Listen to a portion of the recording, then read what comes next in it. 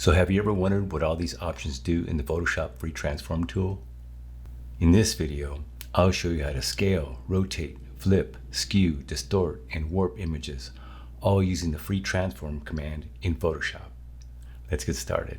Hello, I'm Charles. Welcome to the channel. If you are into Photoshop, Lightroom, and photography and video editing, please consider subscribing and click the bell notification so that you're notified when we release brand new content every single week. So in this example, we're going to transform this butterfly. This is an image that I cut out, the butterfly out of a white background, and I put it in this image where the tree branch is here, and I brought it in and it looks like that now. So Photoshop will let you transform pixel layers, type layers, shape layers, and smart objects. So before we start here, I'm going to right click on this layer where the butterfly is and convert it to a smart object. So now all the changes I make to this butterfly layer, I can go back and make changes because it's a smart object.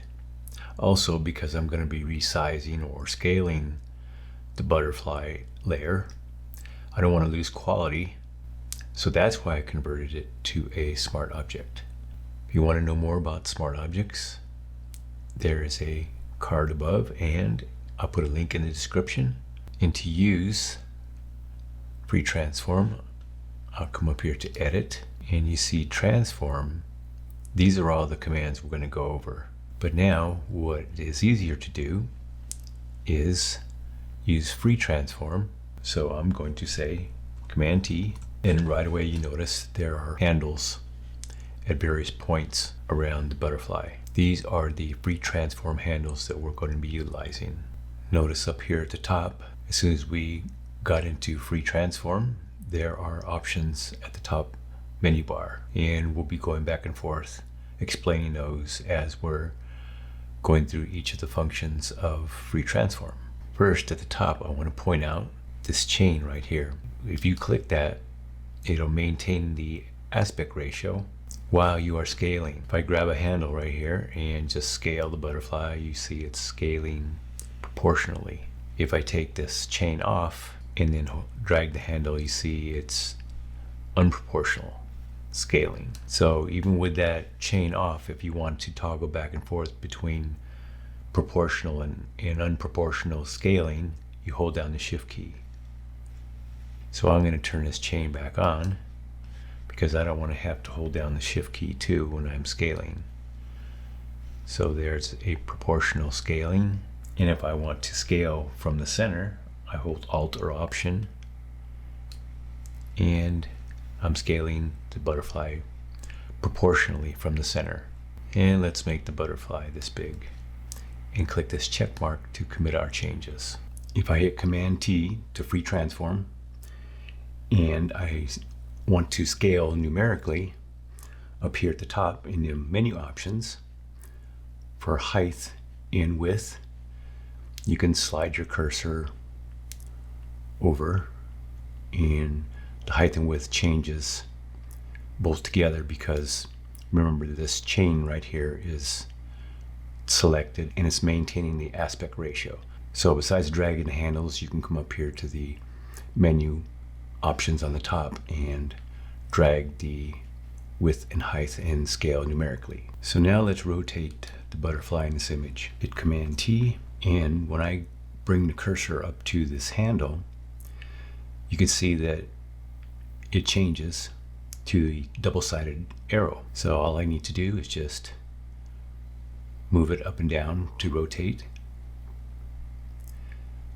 I can also rotate it with this angle option up here on the options bar and just change it. And if I hold down the shift key, it angles in increments. And this is a good time to bring up something right here in the middle. It's called a control point. So right now, this is the point where the butterfly is being rotated on, right in the middle. And what I can do is I can bring this control point down anywhere. I'm going to bring it over here by this end of the wing. And now, if I rotate it, it's rotating by that control point. That control point is made visible by this check mark up here.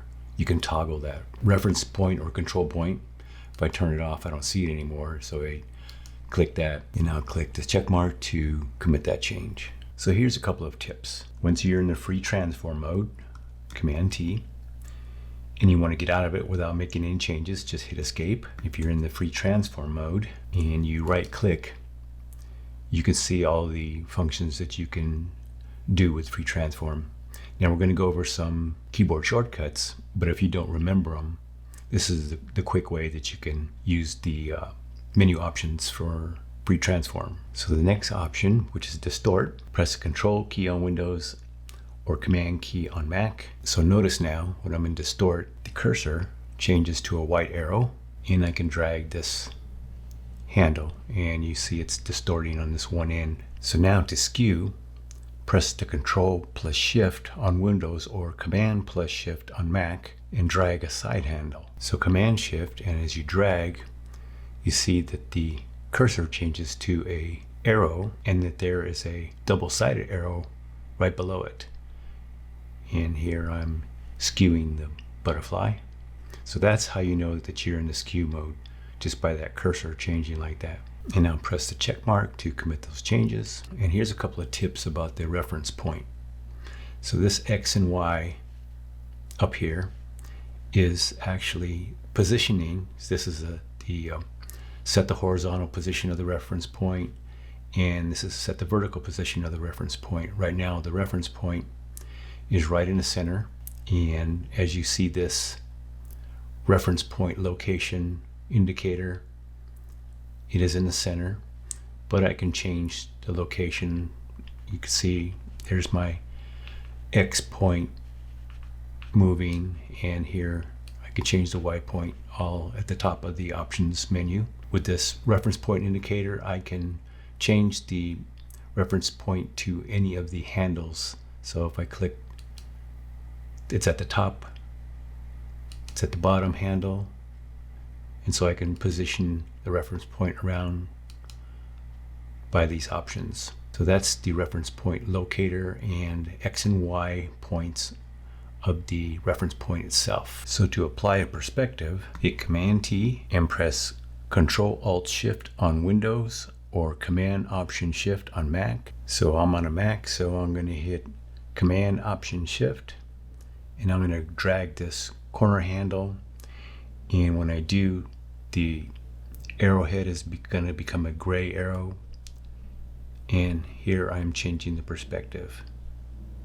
and I can hit the check mark to commit my changes. Now the last option is warp. Command T to get in the free transform mode, and up here at the top in the menu bar you have the warp modes button.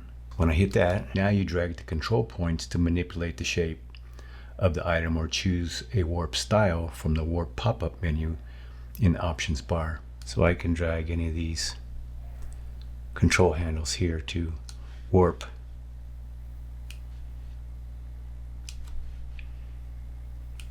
any way I like here. So that's one way to use the warp modes button. I'm going to commit these changes here.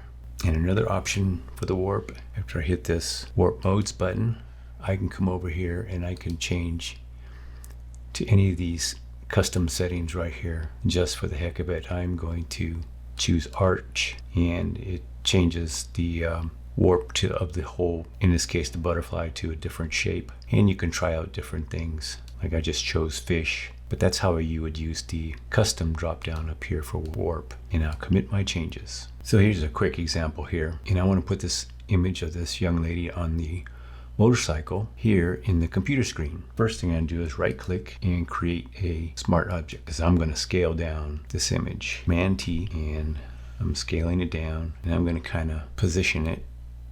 So remember, we have all these different tools here that we can use that we were learning. Now I'm going to put that corner right there, and I'm going to use my control point here. I'm going to move it right in that corner, and I'm going to rotate the image, and now I have all my other tools to work with. I press the command key I can distort it on one corner, and I can keep on working with this to each of the corners, distorting and positioning it like that. So I probably could have done it a couple of different ways, but there you go.